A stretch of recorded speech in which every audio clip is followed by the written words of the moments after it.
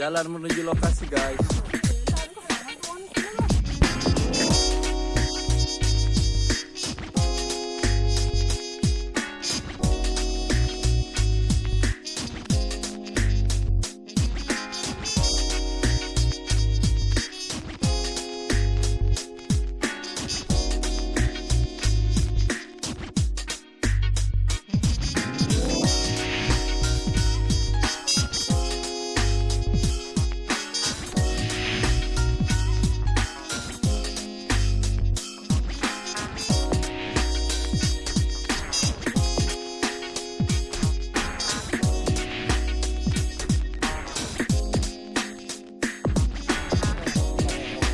Waalaikumsalam. Kami dari Universitas Islam Al-Azhar Mataram, Fakultas Pertanian, program studi agribisnis.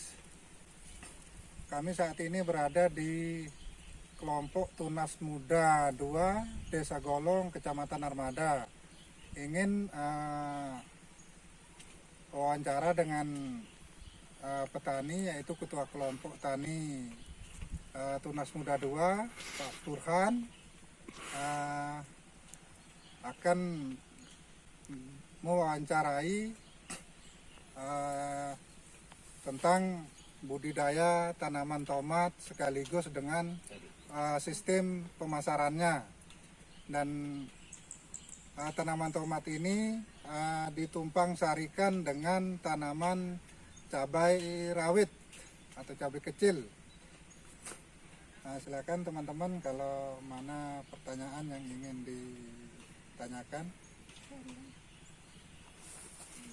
Pak, menanamkan cabai daripada tanaman yang lain. Tomat ya. Cabai dan tomat. Ya, cabai dan tomat. Ya, kalau tanam cabai dan tomat. Besaran, Pak. Ya. Besaran. Kalau masalah tanaman cabai dan tomat ini kita tanam begini, ketimbang tanaman padi atau apa itu kan, Ya. lebih besar hasilnya daripada itu. Ya, penghasilannya lebih besar. Penghasilannya dan lebih besar ya. Dan Untungnya kalau, lebih ya, besar. untungnya ya lebih ya untungnya lebih besar. Dan panennya kan tidak perlu dia. Kalau yang begini kita kan bisa tumpang sarikan kan. Jadi misalnya ini kita panen duluan, berarti kita sudah dapat biaya untuk biaya yang di tengah untuk cabainya. Nah, aja tumpang sari. Subsidi silang. Ya, subsidi silang. Jadi tidak kita bingung-bingung cari biaya. Jadi sudah ada lah biaya si sekitar dia kan. Dari tanaman yang lain. Yang kedua, Ya. Apa kendala atau kesulitan yang Bapak alami dalam menanam cabai atau tomat? Ya kalau masalah kendala atau kesulitan ya jelas dana. Dana. Kesulitannya dana. Kalau penyakit, Kalau penyakit memang ya. Tapi kan alhamdulillah bisa lah kita atasi sedikit-sedikit kan. kalau dari penyakit, Pak, ada penyakit apa saja yang paling sering dialami? Kalau masalah cabai biasanya antrak. Nah antrak itu paling sulit ya Pak.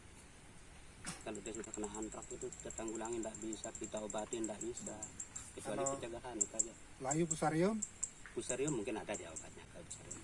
Karena ya mungkin dari pengolahan tanahnya mungkin itulah yang mungkin itu. yang ketiga, Dari luas yang Bapak tanam sekarang, kira-kira berapa biaya yang sudah Bapak keluarkan? Kalau yang sekarang ini yang paling sekitar 5 hari ini kan. 5 hari paling 5 juta. 5 juta. Itu pun sampai panen 5 juta minimal sudah itu biayanya. Sampai panen. selanjutnya dari luasan yang Bapak tanam, berapa target panen yang Bapak bisa perkirakan? Kalau target panen biasanya satu pohonnya satu batang aja deh. Paling 1 kilo. Kalau saya nanam 1000 berarti sudah 1 ton. Yang tomat. Yang tomat. Cabai juga gitu. Target saya itu 1 kilo per batangnya, Per satu pohon. per 1 pohon. Itu targetnya. Pertanyaan selanjutnya, Dari sekian banyaknya penyakit tanaman, penyakit apa yang paling Bapak kesulitan dalam mengendalikannya? Memang yang paling sulit itu yang saya sebutkan tadi antrak itu. antrak. Sama kalau Antraknosa. antraknosa kalau di cabai, kalau yang di ini Apa tuh? busuk batang. Kalau di tomat ini biasanya busuk batang lah, sulit dikendalikan.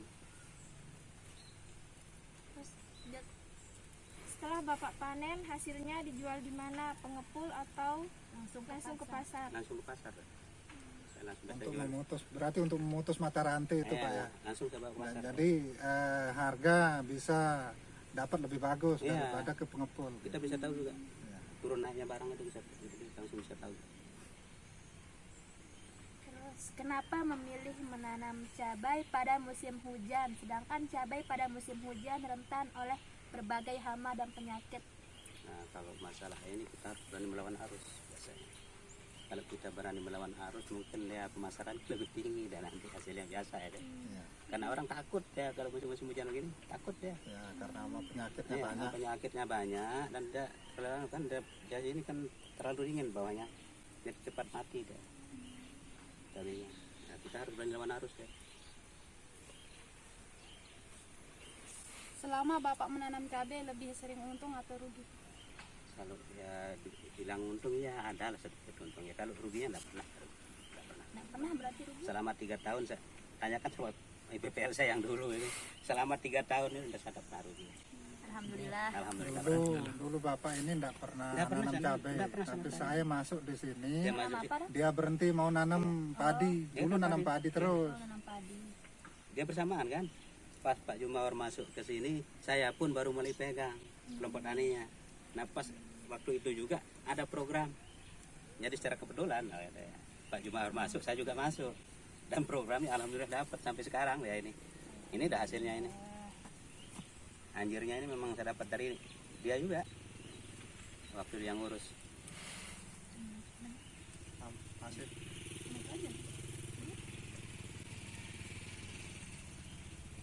Terus pertanyaan selanjutnya, apa pengaruh cuaca bagi hasil panen? Kalau pengaruh cuaca musim hujan itu memang kayak gini lah kan. Kalau cabai itu memang rentan sama penyakit. Jelas pengaruh. Rentan ya lembab itu pengaruh ya. Kalau musim panas memang iya kalau cabai. Kalau tomat pemasarannya yang kurang kalau musim hujan. Nah itu sebenarnya.